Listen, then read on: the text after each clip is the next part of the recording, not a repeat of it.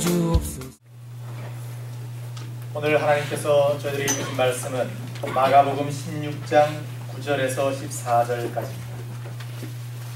마가복음 16장 9절에서 14절까지 제가 가진 성경으로는 신약 85면에 기록되어 있습니다.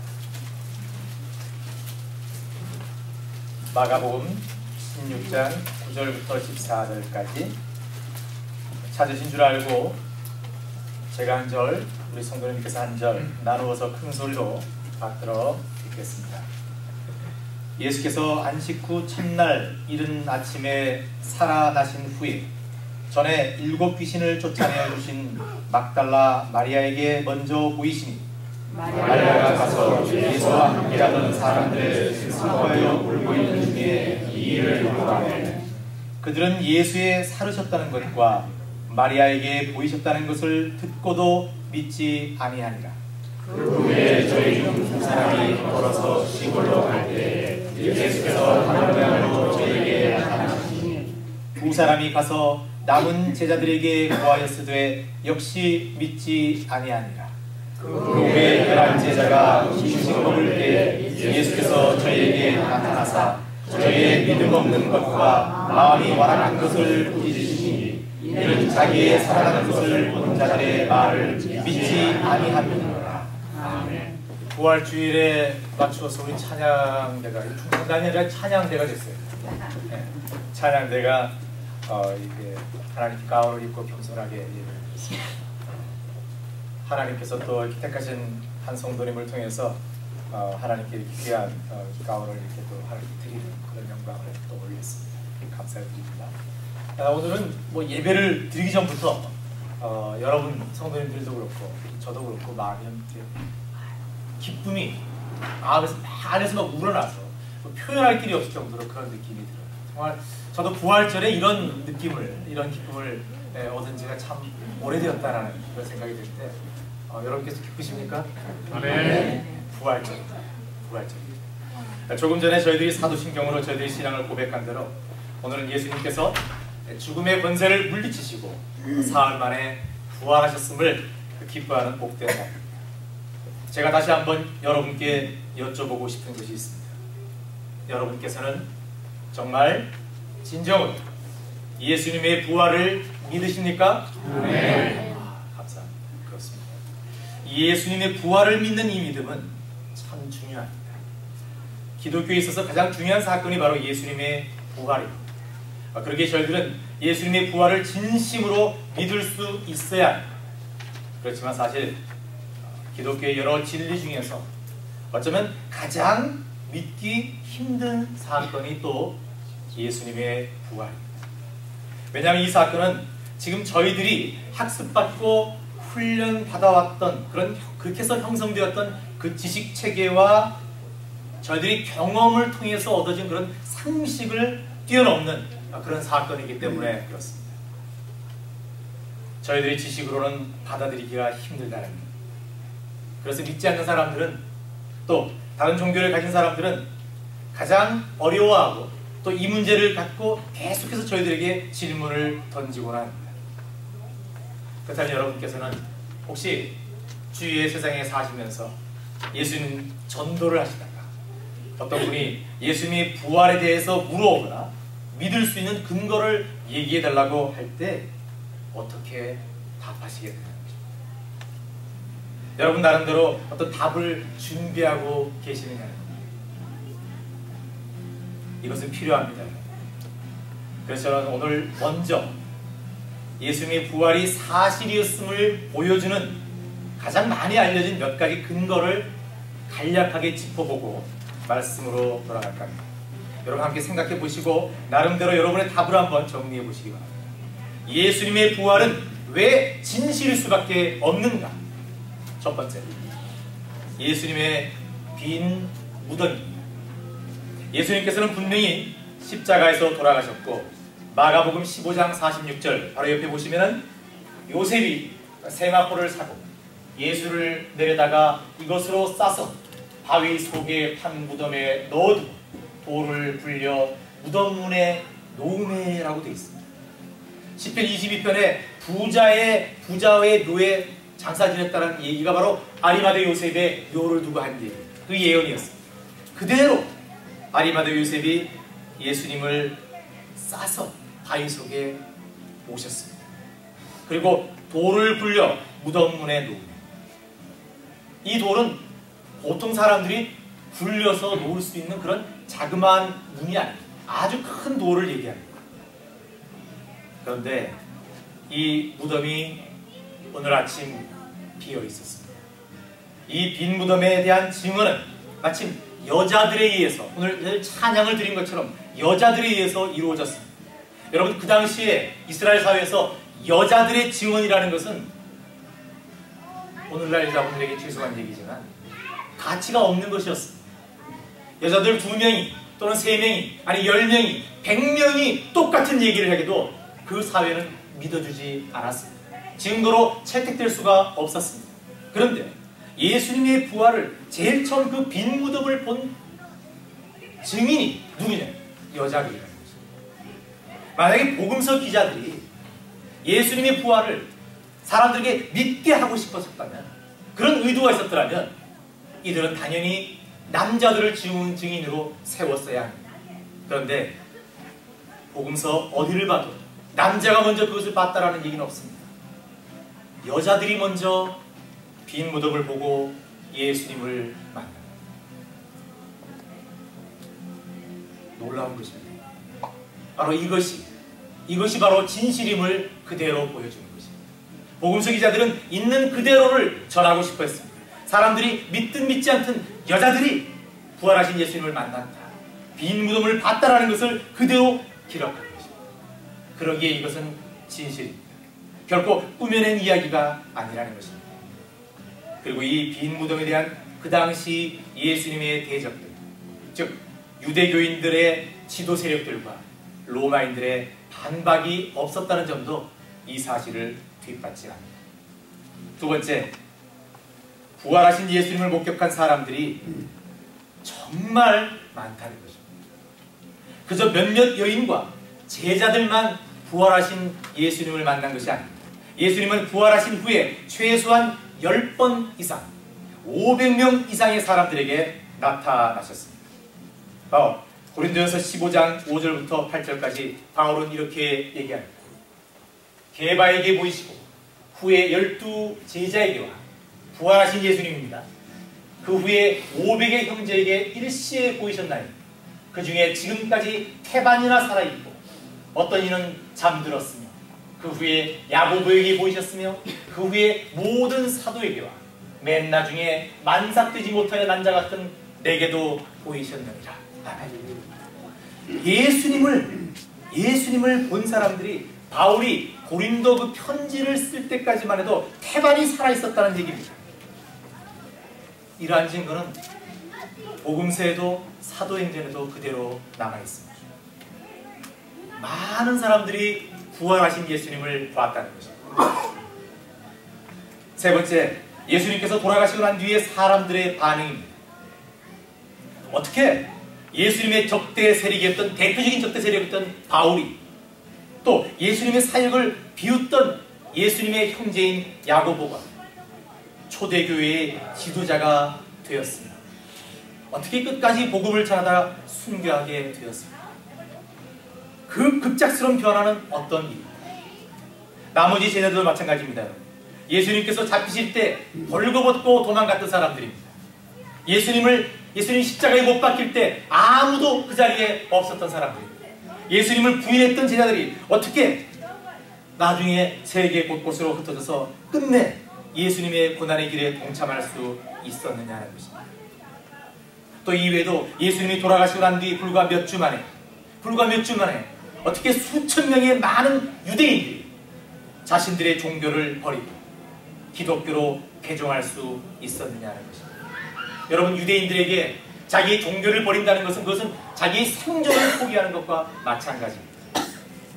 제가 유대교를 믿다가 기독교로 개종했다는 것은 여러분들이 다 유대인이라면 저를 다시는 쳐다보지 않겠다는 얘기예요.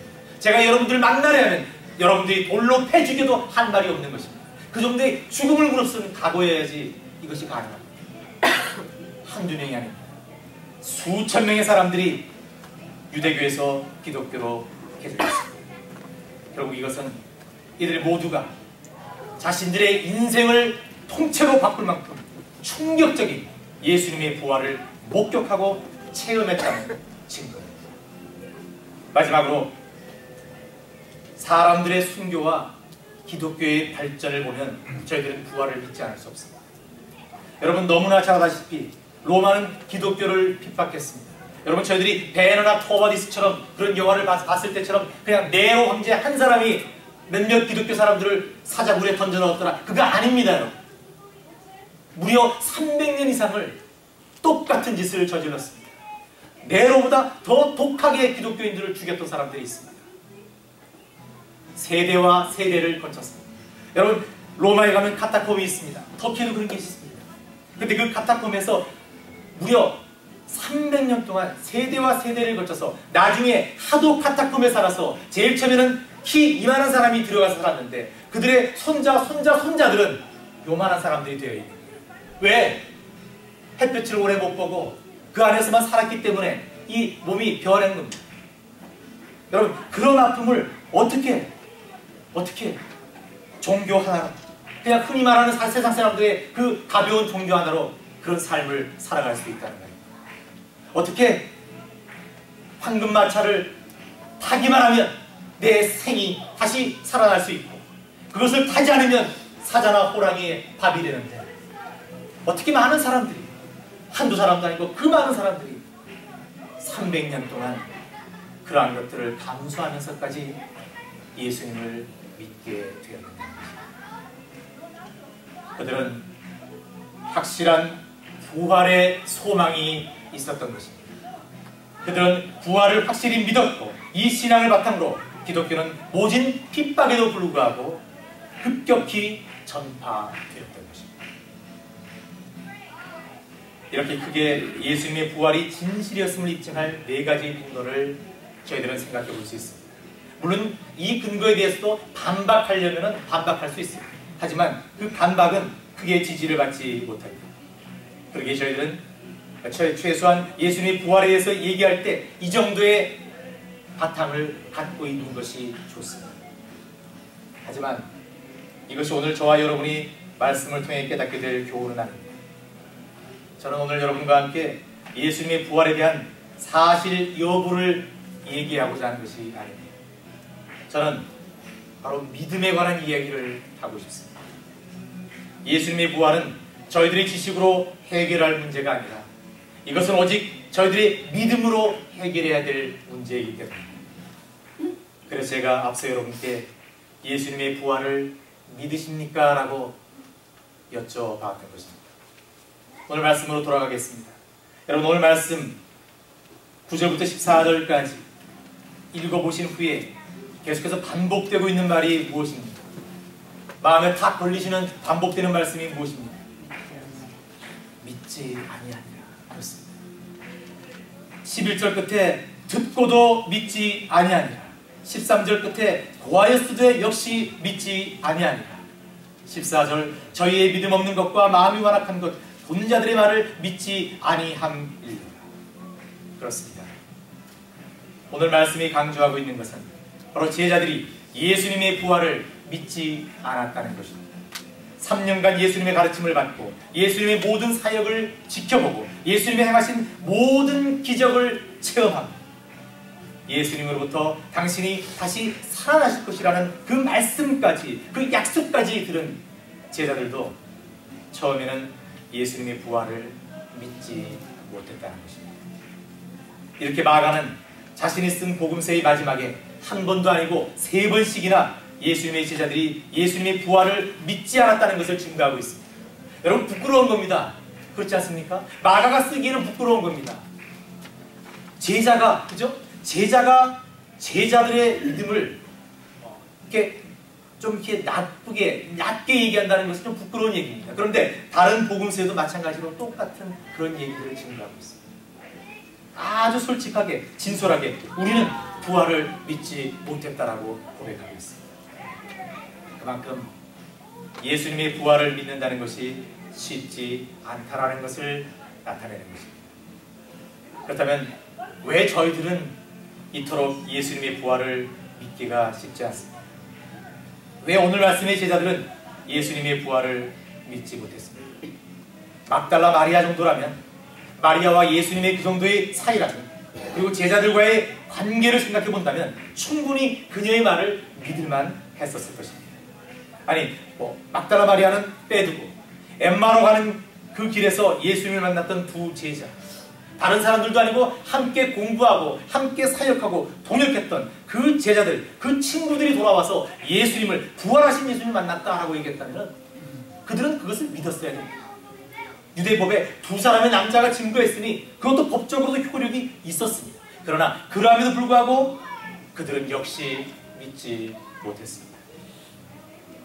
그 이유는 제자들이 믿음에 대해서 잘못 생각하고 있기 때문입니다. 즉, 제자들이나 저희들은 다 자신들이 본 것만을, 자신들이 경험한 것만을, 그런 것만을 믿으려 하는 그런 마음들이 저희들이 다 있기 때문입니다. 이것은 곧 분명히 증명된, 밝혀진 사실만 믿으려 한다는 것을 얘기합니다. 그런데 오늘 말씀의 이 제자들, 믿지 못했던 제자들, 근데 이 제자들이 삶이 완전히 바뀝니다. 이들이 영 믿지 못한 것이 아니라 나중에 분명히 부활을, 예수님의 부활을 믿게 됩니다. 어떻게 믿게 되었습니까? 오늘 말씀 14절처럼 부활하신 예수님께서 제자들을 거듭 찾아가셔서 그들의 믿음 없음과 마음이 완악한 것을 꾸짖으시기 때문에 그렇습니다. 여러분, 근데 예수님께 야단 맞아서 이 사람들이 믿은 것은 아니고요. 그들은 부활하신 예수님을 자신들의 눈으로 보고 그 음성을 듣고 또 예수님이 함께 계실 때의 그 분위기를 느꼈기 때문에 믿게 되었다라는 것입니다. 여러분, 다 그렇습니다. 분명히 여러분 가운데도 예수님의 부활을 온전히 100% 믿지 못하는 분이 계시리라 생각해요. 근데 그런 분이 갑자기 길을 가다가 캄캄한 밤에 부활하신 예수님을 만났고, 그 부활하신 예수님이 바로 나를 향해서, 다른 사람도 아니고 나를 향해서 말씀하시고 그 음성이 들리고 함께 했을 때의 그 놀라운 성령 체험을 하신 분이라면, 그런 분이 있으시다면 아무리 누가 뭐라 해도 그분은 그 사실을 도저히 부인할 수 없습니다. 그렇지 않겠습니까, 여러분? 제자들은 예수님의 약속을, 생전에 하신 약속을 갖고 부활을 믿은 것이 아닙니다. 제자들은 부활하신 예수님을 보고 듣고 느껴서 믿게 된 것입니다. 어떤 제자도 보지 않고 믿은 제자가 없습니다. 대표적인 제자가 누굽니까, 여러분? 요한복음 20장에 나오는 바로 도마입니다. 도마는 공교롭게도 예수님께서 부활하시고 처음 제자들을 찾아오셨을 때 그 자리에 없었습니다. 그리고 그 후에 제자들로부터 예수님의 부활 소식을 들었습니다. 그때 도마는 믿지 않았습니다. 다른 모든 제자들이 예수님의 부활을 증언하고 오직 자신만 보지 못했는데도 도마는 믿지 않았습니다. 도마는 여러분 잘 아시는 대로 요한복음 20장 25절 이렇게 얘기합니다. 다른 제자들이 그에게 이르되 우리가 주를 보았노라 하니 도마가 가로되 내가 그 손의 못자국을 보며 내 손가락을 그 못자국에 넣으며 내 손을 그 옆구리에 넣어보지 않고는 믿지 아니겠노라 하니라. 예수님께서 드디어 나타나셨습니다. 도마에게 이르시되 내 손가락을 이리 내밀어 내 손을 보고 내 손을 내밀어 내 옆구리에 넣어보라. 그리하고 믿음 없는 자가 되지 말고 믿는 자가 되라 라고 하십니다. 도마는 그제야 믿게 되었습니다. 그리고 도마는 나의 주시며 나의 하나님이시다라는 고백을 하게 됩니다. 그때 예수님께서 아따 그 고백 정말 훌륭하다. 이제야 네가 정말 새로 변했구나. 이렇게 말씀하셨습니까? 아니요. 예수님께서는 이렇게 말씀하셨습니다. 예수께서 가라사대 너는 나를 본고로 믿느냐? 보지 못하고 믿는 자들은 복되도다 하시네. 저희들은 아무도라고 말씀드리면 곤란합니다. 저는 최소한 부활하신 예수님을 제가 보고 듣고 느끼지 못했습니다. 그러나 저는 부활하신 예수님을 믿습니다. 아멘. 여러분, 저희들은 다 그렇습니다. 여러분, 저희들은 도마와 제자들의 믿음을 한번 살펴봐야 됩니다. 이렇게 도마나 제자들처럼 보고 듣고 느껴서 믿는 것은 엄밀히 말해서 믿음이라 할 수 없습니다. 이미 보았고 들었고 느꼈기 때문에 이것은 믿음이 아니라 이미 사실이고 인식이고 지식입니다. 이건 믿음 아닙니다. 바로 이 점을 예수님께서 보지 못하고 믿는 자들은 복되도다라고 정확하게 지적하십니다. 저희들은 이렇게 인식과 지식과 믿음을 착각할 때가 많습니다. 예수님께서는 저희들에게 너의 지식을 보너라, 너의 인식을 존중하노라, 너의 똑똑함을 귀하게 여기노라 라고 말씀하신 적이 한 번도 없습니다. 뭐라고 하셨습니까? 너희 믿음을 보노라, 너희 믿음이 크도다. 항상 그렇게 말씀하셨다는 것을 저희들은 잊지 말아야 됩니다. 저희들이 살아온 그 방식과 그 문화나 그런 것에 젖었습니다. 사실과 지식의 바탕에 둔 것을 믿음이라고 착각하는 경향이 있습니다. 저희들이 이러한 교육을 받아왔기 때문에 그러리라 생각됩니다. 그래서 그 습관을 쉽게 깨기가 어렵습니다. 그래서 히브리서 기자는 믿음장에서 11장 1절 정확하게 이런 얘기를 했습니다. 볼까요? 여러분 잘 아시는 말씀이잖아요. 함께 큰 소리를 읽겠습니다. 시작! 믿음은 바라는 것들의 실상이요 보지 못하는 것들의 증거입니다. 너무나 정확하지 않습니까, 여러분? 믿음이라는 게 뭐라고요? 본 것을 믿는 것은 믿음이 아니라는 겁니다. 보지 못한 것, 바로 그것을 믿는 게 믿음이라는 것입니다. 히브리서 믿음장에 나오는 믿음의 선진들을 여러분 11장에 나오는 그 선진들을 한번 떠올려 보십시오. 저희들이 지금 창세기를 계속해서 묵상해오고 있는데 여러분, 창세기에 등장한 여러 인물들을 한번 떠올려 보십시오. 누가 확실히 증명되고 검증된 그 길을 걸어간 사람이 있습니다? 아무도 없습니다. 홍수를 한 번도 경험해 본 적이 없던 노아는 믿음으로 사람들의 놀림을 받으면서 100년이 넘게 방주를 만들었습니다. 아브라함은 갈 바를 알지 못하고 하나님의 명을 받들어 고향을 떠났고 이삭을 바칠 때도 마찬가지였습니다. 요셉은 오직 하나님께 주신 그 꿈만을 믿고, 이 꿈은 분명히 하나님께서 나에게 주신 그 꿈이다라고 믿고 그 긴 고통과 시련을 견뎌냈습니다. 이외에도 수없이 많은 믿음의 선진들이 결과도 모른 채, 그리고 그 결과를 끝내 자신의 생에서는 보지 못했음에도 불구하고 그 믿음의 길을 선택해 나갔던 것입니다. 여러분, 이것이 믿음입니다. 예수라는 교회를 하나님께서 세워주셨습니다. 아멘. 아멘. 그렇다면 여기서 뭔가 승부가 나야 되지 않겠느냐? 뭔가 이 정도에 그리고 있는 그 꿈이 나타나야 되지 않겠느냐? 사람들이 미친듯이 몰려와야 되지 않겠느냐? 성령이 날 충만해서 모두가 이적을 일으켜야 되지 않겠느냐? 지금 당장 아닙니다. 저는 이 교회를 하나님께서 세우셨을 때 저희들이 생각하는 것보다 그 넥스트 제너레이션을 위해서 세우셨으리라 믿습니다. 그러기 저희들은 그 돌멩이를, 그 돌을 땀 흘려서 그 기초를 닫는 그 일을 저희들이 감당하는 것입니다. 어쩌면 저희들은 그 땅만 갈다가 저희 생을 마칠 수도 있을 것입니다. 저희들은 그저 하나님 말씀만 붙들고 따라가면서 실컷 핍박만 당하다가 고생만 하다가 아무것도 열매도 없는 것처럼 그렇게 허망하게 느껴질 때 하나님께서 부르실 수도 있습니다.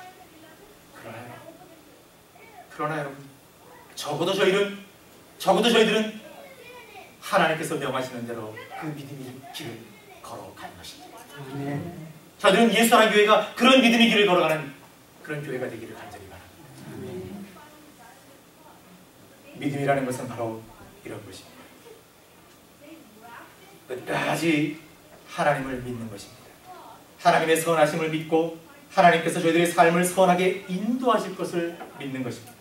그 길 중간에 어떤 어려움과 고난이 있어도 그래도 종국에는 선한 결과를 기대하고 묵묵히 순종하며 가는 것을 믿음이라고 하는 것입니다.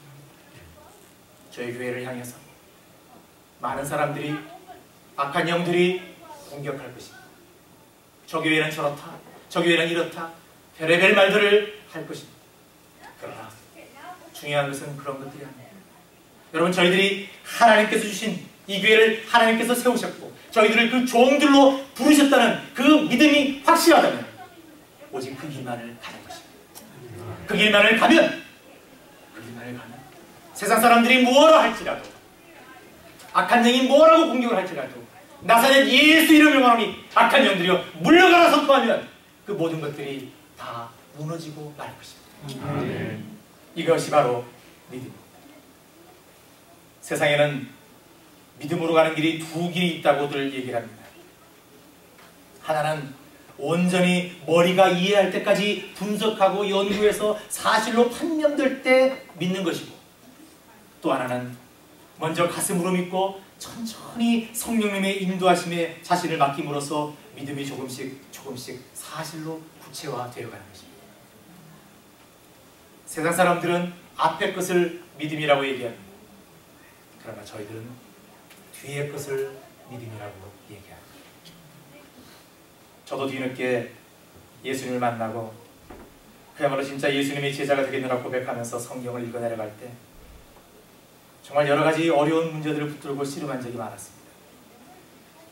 그 중에 가장 큰 문제가 역시 예수님의 부활이었습니다. 나름대로 이 문제에 대한 확실한 답을 찾고 싶어서 참 많은 사람을 찾아가서 묻고 또 이에 관련한 책들을 정말 많이 읽었었습니다. 그러다가 어느 날 큐티를 하다가 오늘 이 말씀을 읽게 되었습니다. 그리고 감사하며 제가 얼마나 많은 눈물을 흘렸는지 모릅니다. 아, 그렇구나. 예수님을 살아생전 만나서 그 부활의 약속을 받은 제자들조차도 이렇게 부활을 믿지 못했구나. 아, 그런데 나 정도는 당연한 거 아니냐. 2000년 지났는데 내가 어떻게 예수님의 부활을 믿느냐. 됐다. 내가 이제 그만 부활을 알려고 하자. 제가 그다음부터 포기했습니다. 그리고 하나님께 기도했습니다. 하나님, 제가 앞으로 더 이상 예수님의 부활을 알려고 하지 않겠습니다. 그런데 하나님, 제가 예수님의 부활을 믿게 좀 해주십시오. 예수님의 부활 좀 믿고 싶습니다. 예수님의 부활을 믿어야지 진짜 믿음 아닙니까, 여러분? 예수님 공생애 때 사역한 거 그 역사책에도 나오는 거예요. 그걸 믿으면 그 반쪽입니다. 아니, 반쪽도 아닙니다. 하나님, 그러니 예수님의 부활 좀 믿게 해주십시오. 그러면서 얼마나 오랫동안 기도했는지.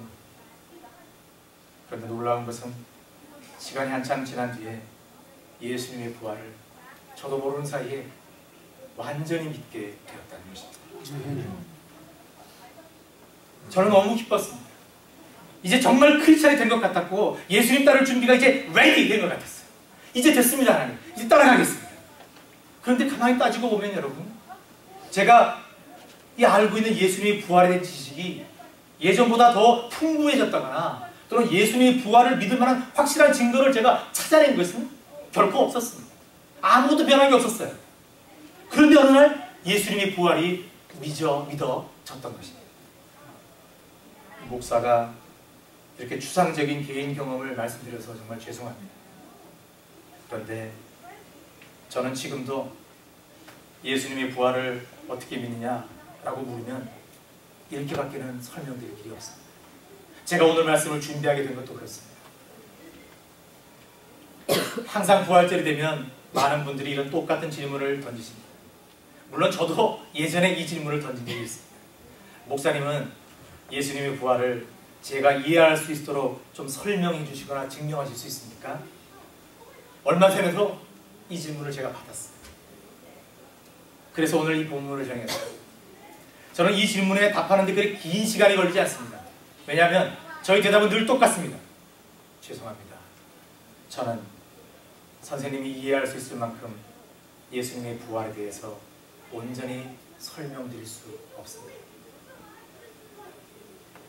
그러면 대부분의 사람들은 이렇게 예의상 말씀하십니다. 역시 목사님은 예수님의 부활을 믿음으로 받아들이시는군요. 아주 기분이 묘해요. 믿음으로 받아들이시는군요 라고 딱 흘릴 때 역시 그런 지식은 없는 거구나 말하는 그런 평가가 있는 것 같아서 조금 기분이 나빠질라 해요. 네. 그러면 맞습니다 라고 제가 받아칩니다. 저는 예수님께서 부활하셨다는 것을 확실히 믿습니다. 하지만 이 믿음은 막연하거나 맹목적인 믿음을 얘기하는 것은 아닙니다. 저의 이 믿음은 몇 년 전보다는 더 깊어졌고 지난달보다는 더 많이 강해졌으며 지난주보다는 더 확고해졌고 어제보다는 더 분명해졌습니다. 제가 처음 예수님 부활을 믿기 시작한 이래 지금까지 감사하게도 저의 이 믿음은 한 번도 뒷걸음친 적이 없습니다. 이 믿음은 점점 더 강해져 가고 있습니다. 그러니 이 믿음을 여러분께서 당신이 가지기를 제가 기도하겠어요. 그때가 언제인지 모르겠지만 제가 이제 이 사실을 알았으니 당신을 위해서 그 믿음을 위해서 제가 기도하겠습니다 라고 답을 해요. 여러분, 저는 오늘 부활절을 맞아서 저와 여러분의 믿음에 대해 다시 한번 정리하는 시간을 갖기를 원했습니다. 하나님께서는 이 패역한 세대, 참으로 지적으로 교만한 세대, 바로 오늘 말씀을 통해 진정한 믿음이 무엇이냐라고, 너희들의 믿음은 무엇이냐라고 묻고 계신 것 같았기 때문입니다. 이 시간 여러분, 다시 한번 저희들의 믿음을 돌아보십시오. 정말 저희들은 하나님을 향한, 예수님을 향한, 성령님을 향한 온전한 믿음을 간직한 채 지금 이 자리에서 예배를 드리고 있는 것인가? 아니면 아직도 한계가 보이는 저희들의 얄팍한 지식과 그 논리를 따져가면서 예수님을 따라가는 척 하고 있는 것은 아닌가? 과연 저희들은 어느 쪽이라고 고백할 수 있습니까? 저희들 모두 예수님께서 죽음 권세를 이기시고 부활하신 오늘, 저희들의 모든 것들을 내려놓고 모든 알고 풍부하고 가진 모든 것들을 포기하고 오직 예수님의 부활을 온전히 믿고 의지함으로 말미암아 저희들 또한 그 부활의 기쁨에 참여하게 되는 놀라운 복을 경험하게 되기를 간절히 소망합니다. 기도하겠습니다. 하나님 감사합니다. 저희들의 죄를 위하여, 죽을 수밖에 없는 저희들을 위하여 이 땅에 예수님 보내신 것도 감사합니다. 예수님께서 부활의 첫 열매가 되셔서 저희들을 다시 부활로, 아버지 하나님, 그 열매로 참여케 하시니 참으로 감사합니다. 아버지 하나님, 이제 저희들의 교만과 저희들의 그 부족함들을 다 내려놓고 온전히 부활하신 예수님을 믿기를 소망합니다. 하나님, 저희들에게 믿음 주시옵소서. 흔들리지 않는 강건한 믿음을 저희들에게 이 예수사랑교회에 허락하셔서 저희들이 부활의 예수님을 믿고 쫓아가는 그 모든 사역을 그렇게 감당하는, 믿음으로 감당하는 저희들 될 수 있도록 함께해 주시옵소서. 감사드리며 예수님 이름으로 기도드립니다. 아멘.